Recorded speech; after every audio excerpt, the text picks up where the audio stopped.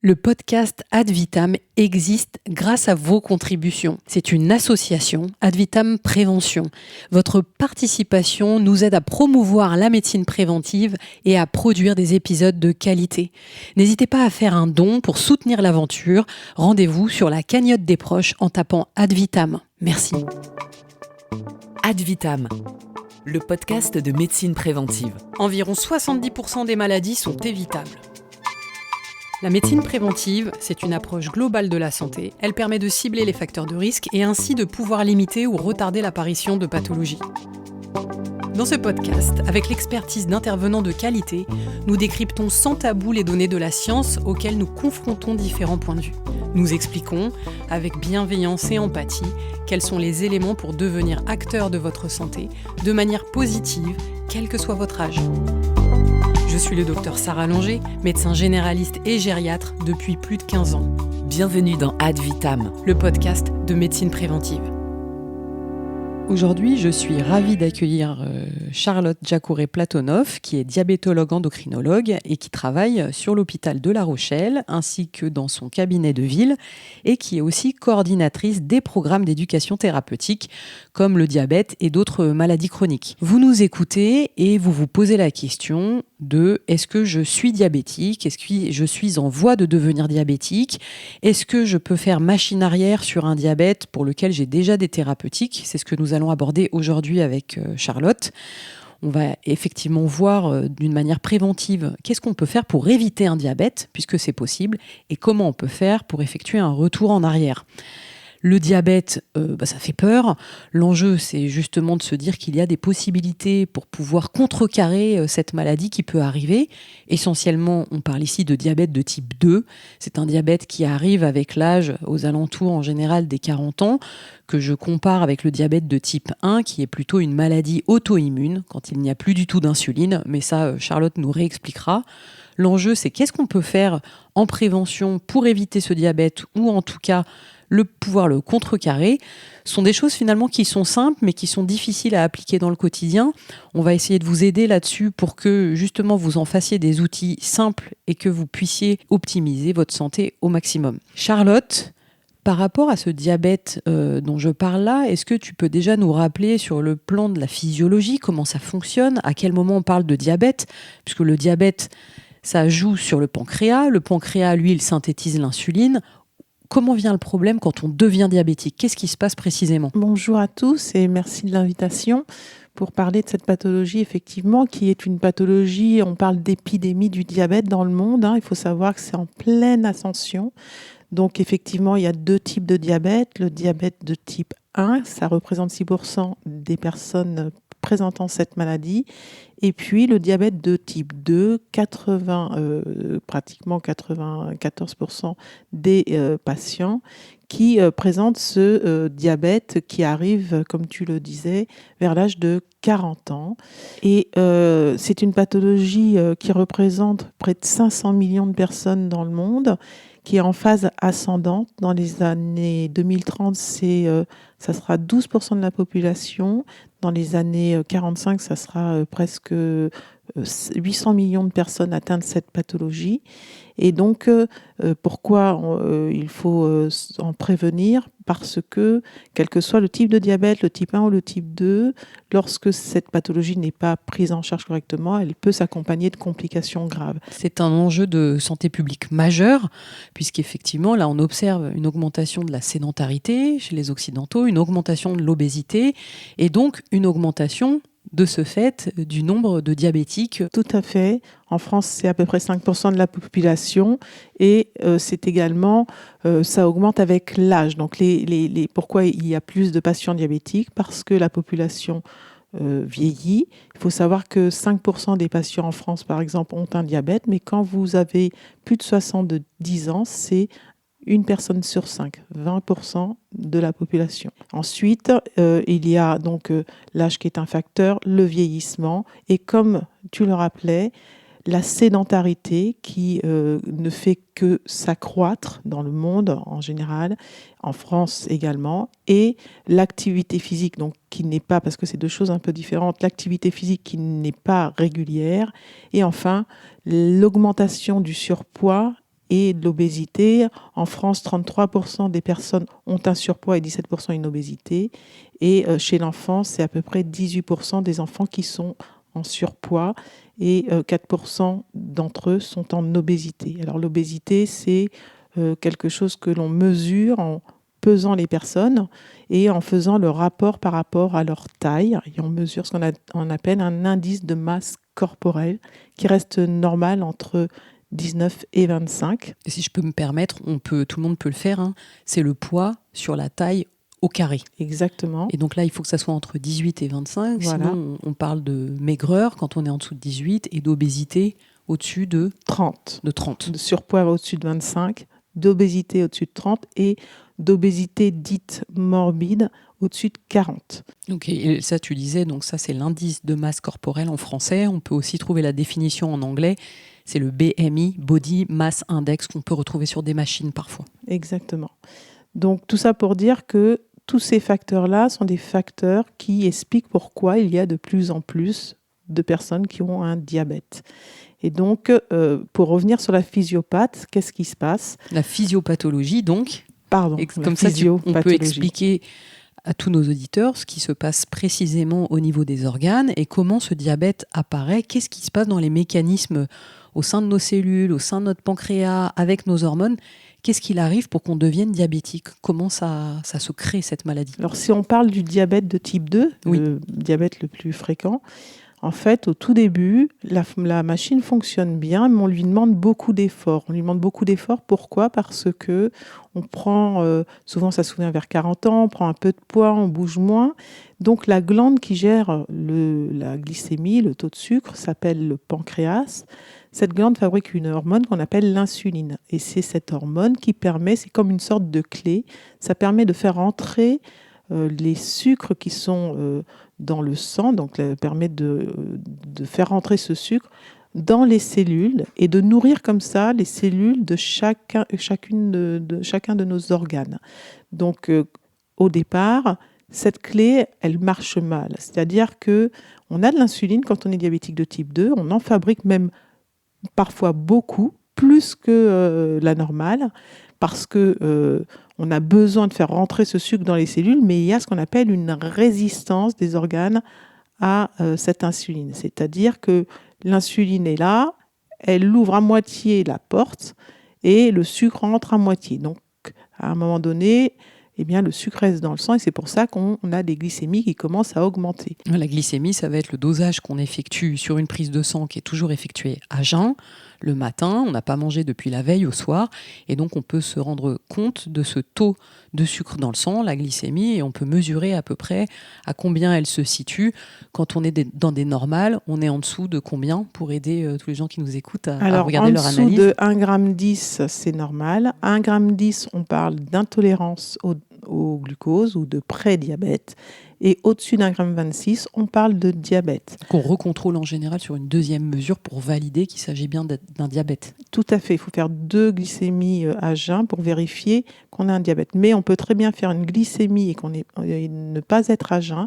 Et si vous avez plus de 2 grammes, c'est un diabète. C'est aussi le diagnostic. C'est une autre façon de faire le diagnostic quand on n'est pas à jeun. Et je peux rentrer dans le détail sur la prévention. On parlait tout à l'heure que le pancréas a du mal. On a cette fameuse résistance à l'insuline qui commence à se mettre en place. Mais qu'on comprenne bien le mécanisme, c'est qu'en fait, on va avoir une alimentation qui est trop sucrée, trop grasse, en permanence, répétée tous les jours, de manière quotidienne, hebdomadaire, mensuelle, pendant des années. Et c'est ça qui fait qu'en fait, on va surcharger la demande qui va être créée au pancréas et donc à l'insuline. C'est bien ça le mécanisme. En fait, oui, en mangeant, en ayant... Alors, il y a d'autres facteurs. Il faut savoir qu'il y a des facteurs génétiques. Et on verra si ça joue et comment ça joue. Il y a des facteurs également donc, d'environnement. Et effectivement, d'avoir un environnement défavorable, comme une alimentation riche en graisses saturées, c'est-à-dire la charcuterie, du fromage, en ayant une alimentation riche en sucre industriel, biscuits, gâteaux, bonbons, boissons sucrées, etc., eh bien, on va prendre du poids, tout simplement. On est en plus un peu plus sédentaire ou sédentaire. Et donc, ce qui se passe, c'est que l'insuline va devoir forcer pour, au départ, faire rentrer le sucre dans les cellules. Donc, le pancréas va parvenir à forcer et on a une sorte d'hyperfonctionnement du pancréas à cause de cette prise de poids. Mais il y a un moment donné où il va commencer à faiblir et donc il va y avoir même une chute de cette insuline au niveau du pancréas. Et donc, il va de moins en moins réussir à faire rentrer le sucre dans les cellules et à normaliser la glycémie. Et donc apparaît l'intolérance au glucose, le prédiabète, puis progressivement le diabète.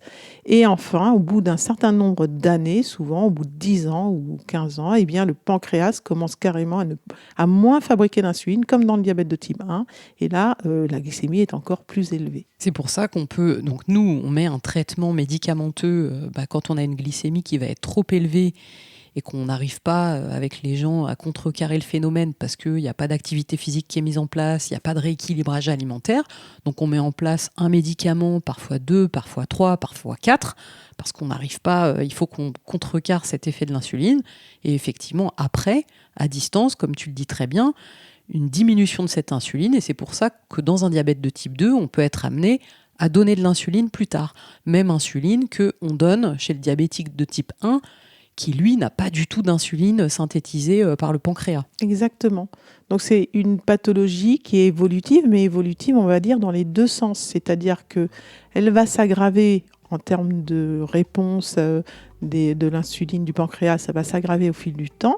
Mais si on est au début de la pathologie, on peut aussi améliorer les choses et revenir avec juste une alimentation et une activité physique pour contrôler sa glycémie, contrôler en perdant un peu de poids et en étant actif.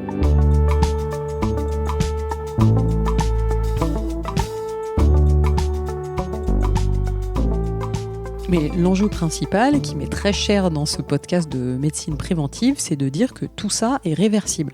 C'est-à-dire qu'à partir du moment où on met des choses en place, qu'on va voir ensemble, donner des outils pour que vous puissiez contrecarrer la maladie, on peut arriver à aider le pancréas, à aider l'insuline à refaire son travail normalement et à limiter la mise en place d'un traitement, 2 traitements, 3 traitements. Est-ce que tu confirmes bien ça ? Alors oui et non. C'est réversible si on le fait tôt, mais si on le fait très tard dans le temps, au bout de plusieurs années, etc., ça va toujours être très important à faire, d'avoir une activité physique, une alimentation équilibrée, mais le pancréas sera vieilli et ce sera surusé. Moi, je dis toujours aux patients, par exemple, vous imaginez, vous avez une génétique qui n'est pas favorable, ce n'est pas de votre faute, hein, vous avez hérité de gènes qui font que vous êtes susceptible de faire un diabète. Donc, vous avez une 2 chevaux. J'adore les 2 chevaux, hein, c'est super. Mais à côté de ça, vous avez des gens qui ont une Porsche. Donc, vous mettez la 2 chevaux, vous lui faites faire du sur-régime. Vous la faites rouler à 100 km/h. Ce n'est pas fait pour dans des côtes, avec le vent de face, etc. Au bout d'un moment, le moteur de la 2 chevaux s'use, s'abîme, et puis à un moment donné, il ne répond plus. Voilà. La 2 chevaux, vous la préservez, vous faites attention, etc. Et bien, elle peut continuer très longtemps. La personne qui a une Porsche, ça va être, parfois on voit des gens qui ont une obésité, mais très importante, 200 kg, 250 kg, ils font pas de diabète. Ils ont un super pancréas. C'est-à-dire que eux, grâce à leur génétique, on va dire, ils peuvent fournir, et ils ne développent pas de diabète, alors qu'ils ont une obésité importante, qui ne sont pas très actifs, qui ne mangent pas forcément bien. Eux, ils ont la Porsche, les autres, ils ont la 2 chevaux. Donc en général, on a tous plus ou moins une 2 chevaux quand même, mais on peut avoir effectivement un bon système qui fait que ça nous protège de développer un diabète. Mais c'est bien ce que tu dis, je te remercie, parce qu'en consultation, c'est vrai que moi, je vois les 2 phénomènes. Hein. Des gens qui sont allés en prédiabète ou diabète un peu débutant, chez qui on met beaucoup de choses en place et chez qui on va arriver à faire un retour en arrière. Et parfois, à l'inverse, des gens qui sont en surpoids, ils sont 90 kilos en moyenne, et chez qui on met tout en place, une activité physique qui va être régulière, 6 jours sur 7, avec 1 à 2 heures de sport par jour, avec un rééquilibrage alimentaire parfait qu'on va revoir ensemble. Et là, rien ne se passe. C'est une catastrophe. Comment ça, tu l'expliques par ce que tu viens d'expliquer là ? Ce sont des personnes qui ont une 2 chevaux et qui ont un moteur qui est fragile, qui est vieillissant, et au bout d'un moment, le pancréas ne fabrique plus d'insuline. Sans insuline dans le corps, vous pouvez prendre la boîte de comprimés entière, les boîtes de comprimés, il ne se passera rien. Il faut au minimum que vous ayez un pancréas qui fonctionne pour que les comprimés qu'on utilise fonctionnent. Et donc, du coup, ça explique que certaines personnes, effectivement, à un moment donné, on est en bout de chaîne et même en faisant tout, mais heureusement qu'ils font tout, parce que ça serait pire s'ils ne faisaient pas. Il faut faire le maximum, mais parfois... Les gens s'épuisent un peu dans leur motivation, disons. Voilà, donc il faut parfois leur dire, là, il faudrait mettre un traitement qui ramène de l'insuline, et en général, c'est une injection d'insuline qui va permettre à la personne, finalement, de retrouver, en fait, un peu de vigueur, parce que l'insuline, ça sert à nourrir les cellules, donc va reprendre du muscle, va être moins fatigué, et ça va lui permettre justement d'avoir des bons résultats et pas penser tout ce qu'elle fait ne sert à rien. Bon voilà, après c'est intéressant de voir qu'on est tous différents et c'est pour ça qu'il faut avoir cette approche personnalisée dans la médecine à mon sens. À une consultation, des recommandations, c'est pas les mêmes consultations et les mêmes recommandations ni même les mêmes traitements pour tout le monde. Il faut qu'on puisse adapter les choses.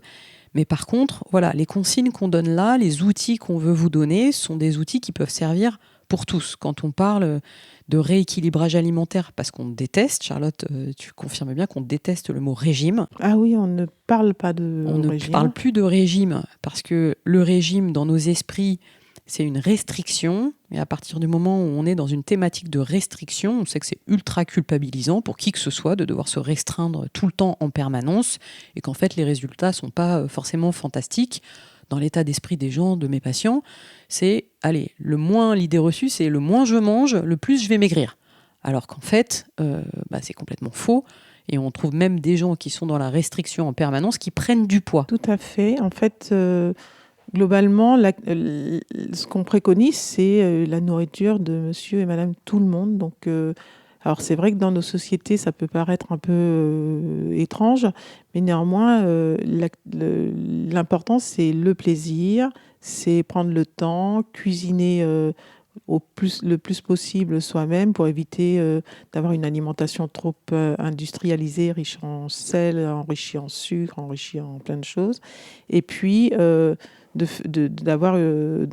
pas être dans la culpabilité, d'essayer vraiment de se faire plaisir, et on peut se faire plaisir en ayant une alimentation équilibrée avec de temps en temps des choses qui sont peut-être pas extraordinairement diététiques mais qui font plaisir. Dans un rééquilibrage alimentaire, en effet, on garde cette notion de plaisir qui doit arriver 1 à 2 fois dans la semaine, où on peut prendre un gâteau, on peut aller au restaurant, on peut prendre 1 ou 2 verres d'alcool, bien sûr. L'idée, c'est pas de tout s'interdire. Par contre, merci de le dire, tu parles de prendre le temps. Et je pense que ça, c'est le meilleur conseil qu'on puisse donner à tout le monde. Le sujet de la mastication. La mastication, elle est complètement oubliée à l'heure actuelle parce qu'on a tendance tous à être stressés, à manger vite et on ne broie plus les aliments.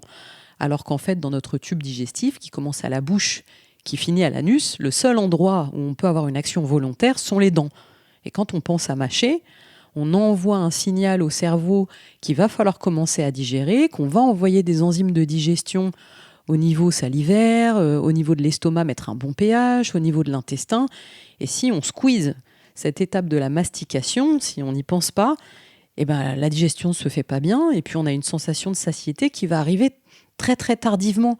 Alors qu'en fait, si vous pensez à bien mâcher à chaque repas sans travailler en même temps, vraiment être en conscience avec son alimentation, on parle beaucoup de ça, l'alimentation en pleine conscience, vous allez voir que déjà, vous allez perdre facilement des kilos en mettant en place cette mécanique-là, et ça sera bon aussi pour vos muscles masséters et votre bouche, et avoir moins de problématiques dentaires quand vous allez vieillir. Et donc, il faut mastiquer pour pouvoir bien intégrer les aliments, pour vous reconnecter à votre corps, pour bien récupérer cette sensation de faim et cette sensation de satiété. Plus je vais mastiquer, plus je vais savoir quand est-ce que j'ai assez mangé et que je dois m'arrêter de manger. Je pense que ça, c'est un sujet prioritaire, essentiel, puisque ça ne suffit pas de regarder ce qu'il va y avoir dans votre assiette, mais de quelle manière vous allez manger. L'autre chose que tu soulevais, c'était l'industrialisation des produits. Tout ce qu'on va acheter en fait en supermarché, les gâteaux ou les repas préfaits, les conserves parfois qui sont trop salés, tous ces aliments-là vont être bien sûr faits au goût de l'industrie agroalimentaire, c'est-à-dire beaucoup de sucre et beaucoup de graisse, parce que le sucre et le gras, c'est bon, et l'objectif, c'est de vendre. Donc tout ce qui va être proposé en supermarché, en général, c'est pas bon pour notre pancréas, c'est pas bon pour notre potentiel diabétique. Donc tu fais bien de dire qu'il vaut mieux cuisiner maison et acheter des produits bruts à cuisiner et à préparer. Et ensuite, finalement, un équilibrage alimentaire, c'est de se dire qu'il y a un petit peu tout dans l'assiette. C'est ça. Donc des légumes au quotidien, des fruits au quotidien. Alors pas à l'extrême, on est bien d'accord, parce qu'il y a le sucre du fruit qui reste bien présent. Tu dis, toi, tu recommandes à tes patients un nombre de fruits max par jour. Alors je ne parle pas du diabète de type 1, mais plutôt dans le type 2. Même dans le type 1, il n'y a pas le type 1, il mange normalement, mais même dans le type 2, en fait, c'est une alimentation normale, donc on conseille 3 fruits par jour. C'est juste une question de proportion. Certains fruits sont très sucrés, alors revient le raisin, la banane et puis les cerises. Donc la proportion à prendre, c'est 15 cerises, une petite grappe de raisin, une banane de taille moyenne. Mais sinon, c'est 3 fruits par jour, avec des équivalences de clémentine égale une orange, égale une poire, égale un demi-pomelos, égale une part de... Enfin, il n'y a aucun fruit interdit. Au contraire, ça amène des vitamines, ça amène des fibres. Et puis, les légumes à chaque repas. Alors, souvent, les gens pensent légumes verts, mais non, légumes tout court. Carottes, on peut y aller, comme n'importe quel autre légume. Et puis, au contraire, ça peut être sous forme crue, cuit, enfin, comme on veut, comme ça fait plaisir, voilà. Et puis, apporter donc les vitamines, les fibres, apporter des féculents. Alors, on dit plutôt d'essayer de mélanger des légumes secs, d'essayer de mélanger des féculents parfois semi-complets, parce que complet, c'est un peu compliqué des fois à assimiler, mais enfin, voilà. Et puis, des sources de protéines. Et les protéines, il y en a des sources végétales, comme les légumes secs, le tofu, etc. Et puis, des sources animales, comme la viande. Alors, il faut préférer, ça ne veut pas dire ne pas s'interdire, des viandes plutôt blanches, ce qu'on dit habituellement, des parties non grasses du bœuf, etc. Et puis, toujours ajouter une petite touche de laitage ou un morceau de fromage, en essayant de manger ces 30 grammes de fromage sans dépasser cette proportion. Mais enfin, après, voilà. Et là, on a quasiment un repas équilibré. Et puis la boisson, favoriser l'eau. Bien sûr, un petit verre de vin quand ça fait plaisir, etc. Et puis voilà, avec ça, c'est vrai pour tous les diabètes, hein. Et c'est vrai en fait pour tout le monde.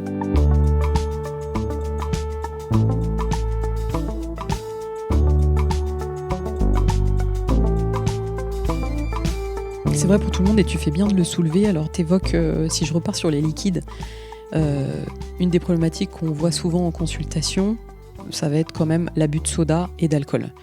L'alcool, juste pour récapituler, pour que ça soit simple dans les esprits, 1 gramme de graisse, c'est 9 kilocalories, 1 gramme d'alcool, c'est 7 kilocalories. Donc c'est pour dire que c'est extrêmement sucré, que quand on boit de l'alcool, c'est de l'alcool, mais ça se transforme en sucre, et qu'on accumule ce sucre et donc ce gras au niveau du foie, et qu'il faut limiter la prise d'alcool. C'est pas si simple dans les esprits. Et souvent, c'est pas mal de rappeler, je trouve, qu'un verre d'alcool, c'est 10 grammes d'alcool. Donc un verre de vin, il va y avoir 10 grammes d'alcool. Un verre de whisky, le dosage du barman pour le whisky, c'est plus petit en quantité, c'est 10 grammes d'alcool. Un verre de bière, c'est plus grand, mais c'est aussi 10 grammes d'alcool. Et ça, dans les esprits, c'est pas clair. Et c'est pas clair de comprendre à quel point c'est calorique. Oui, quand on veut perdre du poids, on essaie de limiter les graisses. Il en faut. C'est indispensable pour la construction de notre organisme, hein. Il ne faut pas enlever toutes les graisses. Mais, entre guillemets, il y a des graisses qui sont valorisantes pour l'organisme, c'est-à-dire qui apportent des bonnes choses, et puis d'autres qui vont donner plutôt des plaques des plaques d'athérome, donc des artères qui se bougent. Donc les graisses saturées, en général, c'est la charcuterie, c'est la viande, etc. Il faut les limiter. Mais des graisses, manger du beurre, il en faut, par exemple le matin, cru, et puis ensuite on va plutôt utiliser des huiles végétales qui sont le colza, l'huile d'olive, etc., pour apporter des bons oméga, enfin des bonnes graisses.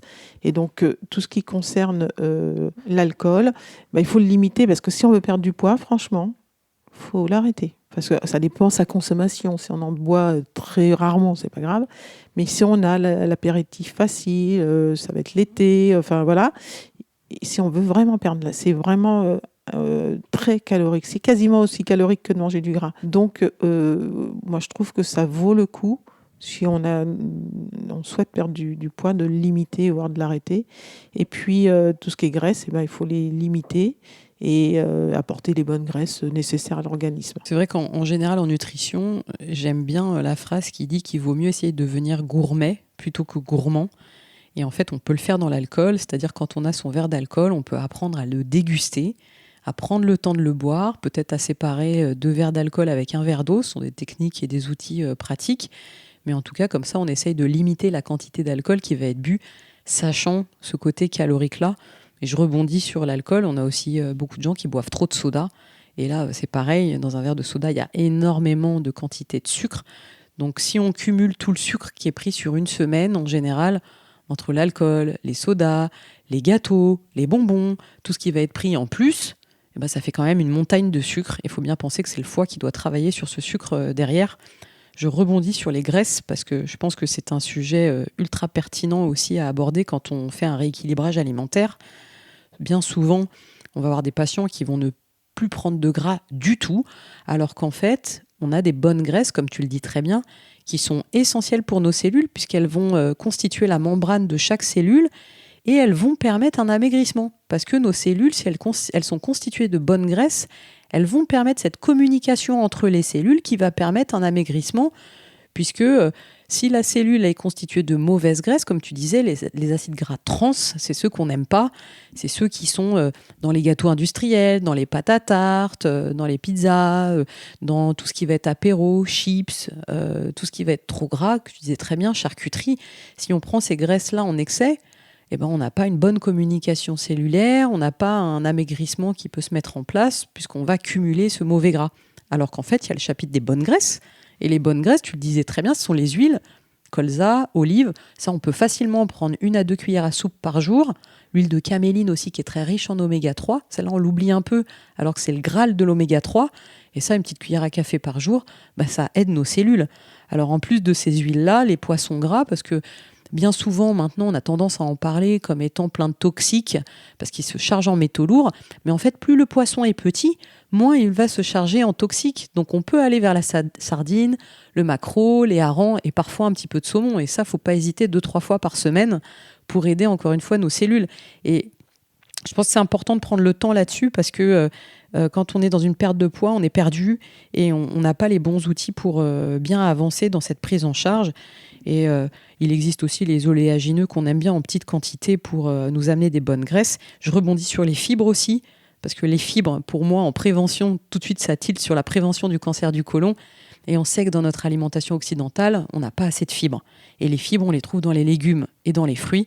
Et c'est pour ça, comme tu le dis, légumes, on est d'accord, obligatoire midi et soir, même si c'est une petite portion. Ça, j'hésite pas, je sais pas toi, mais moi, j'hésite pas à dire à mes patients, vous prenez du surgelé, vous prenez des boîtes de conserve, mais vous mettez toujours une petite portion d'haricots, lentilles, peu importe, champignons. Tu leur recommandes ça aussi ? Oui, tout à fait. Ouais. Ceux qu'ils aiment, parce que souvent, ce qu'on entend, c'est non, mais j'aime pas. Je leur dis, il y a toujours au moins un que vous aimez, même si c'est celui-là attire l'arigot, c'est pas grave. En fait, il y a pas de carottes râpées, maïs. Enfin, faut varier. Et puis on prend des choses simples. Il y a plein de gens qui aiment pas cuisiner. On peut sortir une boîte ou prendre des surgelés. On fait réchauffer rapidement et ça, c'est facile dans l'assiette. Parce qu'en plus, si on ajoute nos légumes avec notre féculent, on va pouvoir faire un féculent avec un index glycémique un peu plus bas. Est-ce que tu peux nous rappeler un peu l'index glycémique Alors, c'est un peu compliqué parce que en fait, c'est une notion qui, en théorie, est très intéressante, mais en pratique, sera difficile à utiliser. En fait, on a comparé les aliments contenant des glucides au sucre. Et donc, sur une échelle de 0 à 100, chaque aliment va être comparé sur son pouvoir à faire monter la glycémie. Et donc, par exemple, si vous prenez du chocolat, son index glycémique, si c'est un chocolat noir, est plutôt bas, donc autour d'1%. Et puis, si c'est du pain, eh bien, l'index blanc, eh bien, l'index glycémique peut monter à 80%, alors que c'est du pain blanc. Et si vous prenez du sucre ou un soda, c'est 100%. Donc, l'index glycémique, c'est intéressant parce que ça va vous faire monter votre glycémie de façon plus ou moins importante, surtout si vous êtes diabétique. Quand vous n'êtes pas diabétique, il n'y aura pas d'effet sur votre glycémie puisque vous avez tout gommé.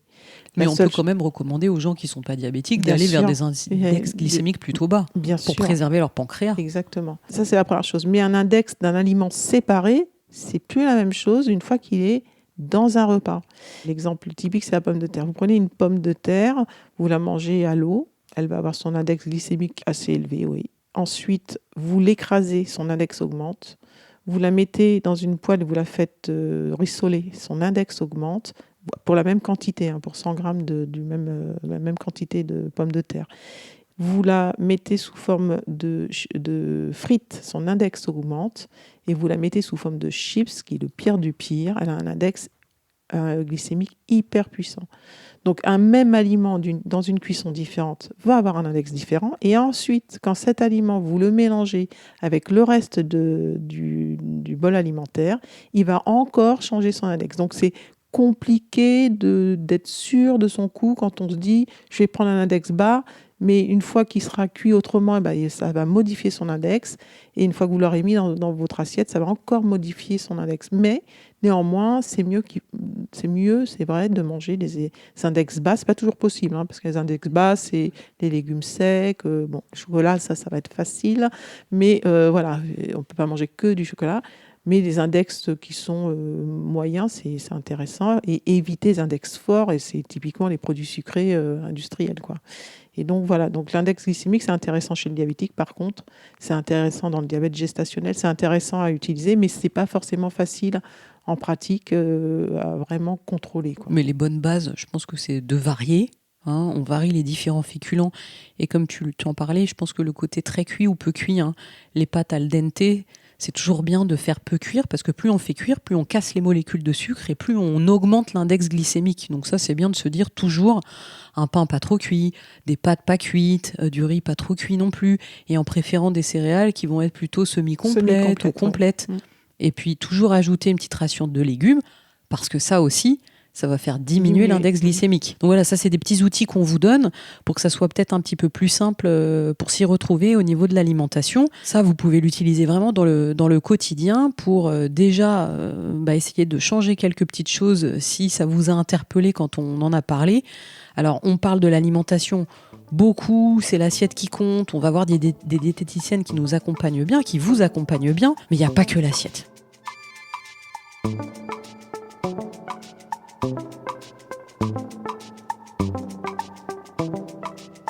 Je pense qu'on n'insiste jamais assez sur l'activité physique. L'activité physique, Charlotte, ça nous aide à déstocker le sucre de nos cellules, et donc on va quand même aussi aider l'insuline. C'est surtout que ça rend l'insuline plus puissante. En fait, ça sensibilise les organes à l'insuline. C'est-à-dire que on va être, pour la même petite quantité d'insuline amoindrie, on va être plus efficace. Parce que le muscle en particulier va consommer, quand on fait de l'activité physique, des glucides. Et donc, le fait de faire de l'activité physique et de faire du muscle, ça va rendre notre corps plus sensible à l'effet de l'insuline. Donc, on en aura moins besoin, donc on sera plus efficace. Et c'est surtout que, quand on parlait de prévention, on parlait de est-ce qu'il est possible de revenir en arrière, est-ce qu'il est possible de ne pas être diabétique. Il y a des études qui ont été faites, des études de prévention, qui ont été faites dans différentes populations, parce qu'il faut savoir que dans le monde, tout le monde n'a pas les mêmes gènes. Donc voilà, mais ça a été fait en Chine, ça a été fait au Japon, aux États-Unis et en Finlande. Et donc on a pris des groupes de patients et on a essayé sur eux des actions, soit très ciblées, un coaching très appuyé en leur recommandant de faire de l'activité physique au moins 30 minutes tous les jours. Et on a une alimentation la plus équilibrée en leur conseillant vraiment de façon très appuyée ce qu'il fallait faire. Et on les a suivis pendant 3 ans. Et on a fait un groupe contrôle où on leur donnait des grands principes, un peu de comment faire pour avoir une alimentation équilibrée, faire de l'activité physique, c'est bien, etc. Et on les a comparés, et c'était des gens qui étaient à risque de faire un diabète. Ils étaient pré-diabétiques. où ils avaient des facteurs de risque, comme on l'avait dit, l'âge, le surpoids, l'obésité, ou voilà, c'est ces facteurs de risque de faire un diabète. Eh bien, quand on compare les deux populations, au bout de 3 ans, une personne qui a eu une activité physique régulière, 30 minutes par jour, avec une alimentation équilibrée, comme on l'a dit, les fruits, les fibres, éviter les sucres rapides et la charcuterie, les graisses saturées, eh bien, il a 2 fois moins de risque de faire un diabète. Donc, ça réduit ces actions, et ça a été mené dans plusieurs études, ça réduit, chez quelqu'un qui a un risque de faire du diabète, ça réduit le risque de faire un diabète, de passer sur un mode diabétique. Donc ça veut dire que c'est vrai que c'est très important, surtout quand on a des antécédents dans la famille, surtout quand on a un surpoids ou voire une obésité, mais qu'on n'a pas encore de diabète, etc. Eh bien, faire de l'activité physique associée à une alimentation équilibrée, eh bien, va faire que vous ne serez pas condamné à devenir diabétique. Ça, c'est la première chose. La deuxième chose qui a été montrée, c'est que l'environnement a un pouvoir excessivement fort. On a pris une population qui sont les Indiens Pima. Ce sont des Indiens qui ont une particularité, c'est qu'ils ont un risque de faire un diabète, et ça, on sait que c'est une cause génétique. Donc, dans la population générale, on est à 4% de risque de faire du diabète. Là, c'est 6-10% de risque. Donc, et on sait quels gènes sont responsables de leur diabète. Eh bien, ces Indiens Pima, ce sont des Indiens d'Amérique. Il y en a certains qui sont restés au Mexique et d'autres qui sont aux États-Unis. Eh bien, alors qu'ils ont le même patrimoine, et ça a été revérifié, même patrimoine génétique. Ceux qui sont restés au Mexique, ils ont entre 5, si c'est des hommes, 8%, si ce sont des femmes, de risque de faire un diabète. Ceux qui sont aux États-Unis, ils sont à 40%, voire 50% de risque de faire la prévalence, c'est-à-dire le nombre de patients diabétiques, est de 40% à 50% chez les femmes. Et la différence entre les deux, alors que c'est les mêmes capitales génétiques, c'est qu'au Mexique, ils sont restés sous un mode rural traditionnel, une alimentation traditionnelle, locale, une activité physique de paysans. Aux États-Unis, ils ont des tracteurs, ils sont quand même des paysans, avec des tracteurs donc motorisés, sédentarisés, une alimentation américaine avec une alimentation en graisse saturée, en sucre rapide, et donc il y a plus de surpoids, plus d'obésité. Et donc le fait d'avoir un mauvais capital, une 2 chevaux, ne veut pas dire que vous serez diabétique. Ça veut simplement dire que vous êtes à risque. Et ce risque, vous pouvez le contrôler. Ok, ouais, merci pour ce message, parce que c'est vrai, quand on déplace les populations, là, on voit bien la différence sur l'environnemental et la sédentarité. Et en fait, on est tous de plus en plus sédentaires. Les 30 minutes que tu évoquais par jour, en fait, ça, c'est quelque chose qu'on peut mettre quand même facilement en place, parce qu'il est vrai que quand on veut mettre en place une activité physique, il faut que ça soit une activité physique qui plaise. C'est pas le tout de dire qu'il faut faire du sport. Il y a des gens qui vont préférer une activité physique collective, aller dans un club de basket, de volley. Il y a des gens qui vont préférer être seuls.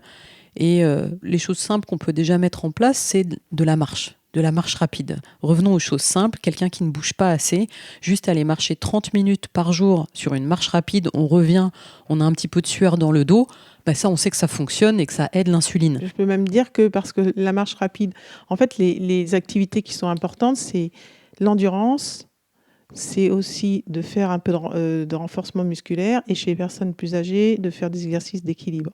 Donc une personne qui démarre qui ne fait pas beaucoup d'activité physique, les 30 minutes de marche rapide ne sont pas forcément atteignables facilement. Bien sûr. Oui, bien et sûr. moi, ce qui est important, c'est de faire 30 minutes, mais on peut le faire fractionner. Ça peut être parce que des fois, on dit non, j'ai pas le temps, ou des fois, c'est non, au bout de 10 minutes, je suis fatiguée. Non, fractionner, ça peut être 3 fois 10 minutes, ça peut être 2 fois 15 minutes. D'une marche rapide, idéalement, mais ça peut être du vélo, de la natation, selon ses capacités. C'est vrai que la marche est intéressant parce qu'il n'y a pas besoin d'avoir beaucoup de matériel, il n'y a pas besoin, c'est facile à mettre en place. On met une paire de baskets, c'est fait. Mais tu le dis très bien, le vélo, c'est aussi un moyen très facile pour les gens qui ne veulent pas sortir quand il ne fait pas beau ou quoi. Vélo d'appartement à la maison, et on peut se remettre juste à pédaler 10 minutes par jour pour démarrer. Et ensuite, on augmente, mais on répète de manière régulière. Et ça vaut beaucoup plus qu'une seule fois le dimanche. Je suis partie courir 1h30, ou alors j'ai fait une marche de 15 km le dimanche. Non, nous, ce qu'on veut, c'est de la répétition. C'est 10, 20, 30 minutes d'une activité physique déjà d'endurance qui soit répétée au moins 3-4 fois dans la semaine. On est d'accord? Oui, c'est ça. Idéalement, c'est 30 minutes, 5 fois dans la semaine. Et c'est d'essayer de varier entre endurance et puis renforcement musculaire. Sur l'activité physique, nous, en tant que médecins, maintenant, pour de nombreux médecins, on est formés sur l'activité physique adaptée. Ça, c'est pour aider les gens, aider nos patients à avoir une activité physique régulière. Toi, qu'est-ce que tu connais sur le sujet, sur le plan national? Il existe des dispositifs, alors ça dépend des régions, qui permettent finalement de prescrire l'activité physique. Donc, votre médecin peut vous faire une ordonnance de prescription d'activité physique et selon les endroits, il peut y avoir des personnes qualifiées, donc des éducateurs qui sont qualifiés en activité physique adaptée. Les coachs APA, là, ou nous, des on les coachs, appelle comme ça, ouais. activité physique adaptée. Voilà, qui vont mettre en œuvre avec vous, déjà faire un bilan, une évaluation. Et puis ensuite, vont mettre en œuvre des actions d'activité physique adaptées à vos besoins, à vos ressources, etc. Donc, il y a certains dispositifs, comme par exemple en Nouvelle-Aquitaine, la prescription de l'éducation à la santé, qui permet justement d'avoir soit une prise en charge, soit d'être orienté vers une structure associative ou non, et qui permet aux personnes de faire de l'activité physique adaptée à leur santé. Donc la santé avec ou pas une maladie chronique. Oui, tout à fait, une maladie chronique ou des douleurs chroniques. Ou... En fait, ces coachs-là sont formés sur la même profession que ceux qui font STAPS, en coach en sport, en gestion du sportif et de la personne, de la remobilisation. Et effectivement, on va pouvoir quand même bouger. C'est pas parce qu'on a un genou en vrac, une cheville en vrac, qu'on peut pas bouger et qu'on peut pas faire de sport. Parce que ça, je l'entends très souvent en consultation. Ah docteur, moi j'ai mal au genou, c'est pas possible pour moi le sport. Non, on peut toujours faire quelque chose. Et ça, ces coachs APA, ils sont très forts là-dedans parce qu'ils savent, comme les kinés, trouver quel sport pour quelle problématique de santé. Et effectivement, on a des maisons sport santé qui poussent un peu partout sur le territoire. Renseignez-vous auprès de la mairie, de votre mairie, parce qu'on peut avoir des prises en charge pour du sport santé, parfois gratuitement, mais rarement. Il peut y avoir des prises en charge par les mutuelles aussi. Et ça, c'est quand même intéressant de le soulever pour que vous soyez accompagné dans votre remobilisation. Pour conclure, la prévention, elle est extrêmement possible dans le surpoids, dans le prédiabète, dans le diabète. Petite mesure que vous pouvez faire à la maison chez vous, peut-être, pour évaluer le risque qu'on peut avoir de développer un diabète, de aussi développer des problématiques vasculaires, c'est de mesurer le tour de taille, le périmètre abdominal. On prend un centimètre, un simple centimètre, qu'on déroule autour de la partie la plus volumineuse abdominale. On fait le tour, la circonférence. Vous pouvez demander à votre épouse ou à votre mari de mesurer. Et ça, vous le mesurez en centimètres.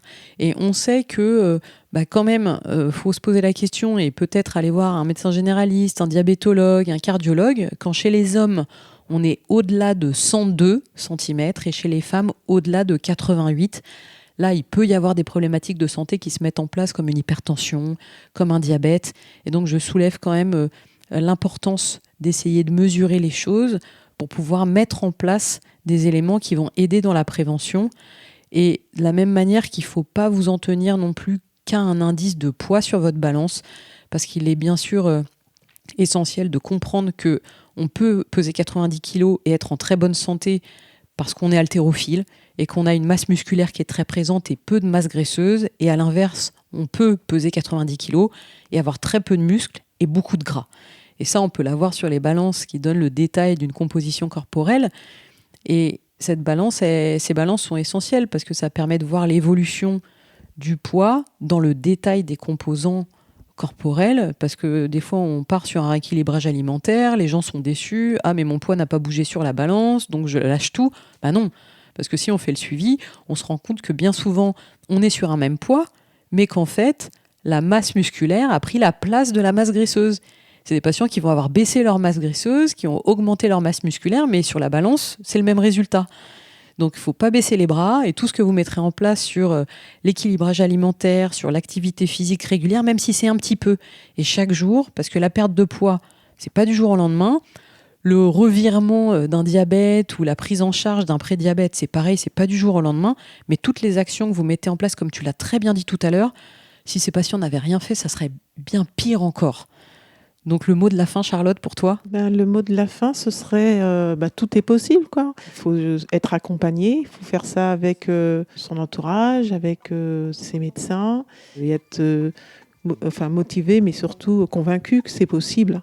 Et puis il faut prendre le temps, il faut faire des balances décisionnelles, mais les avantages et les inconvénients.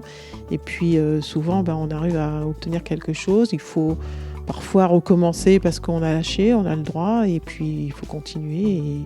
Et normalement, ça va dans le bon sens. Merci beaucoup pour ce mot extrêmement optimiste et positif, puisque tout est possible, je suis bien d'accord. Merci beaucoup de nous avoir accompagnés sur ce podcast, sur cette émission. Merci beaucoup, Charlotte. Merci à vous. Merci d'avoir écouté Ad Vitam, le podcast de médecine préventive. Retrouvez le docteur Sarah Longer sur les réseaux sociaux pour échanger et abonnez-vous sur votre plateforme d'écoute préférée.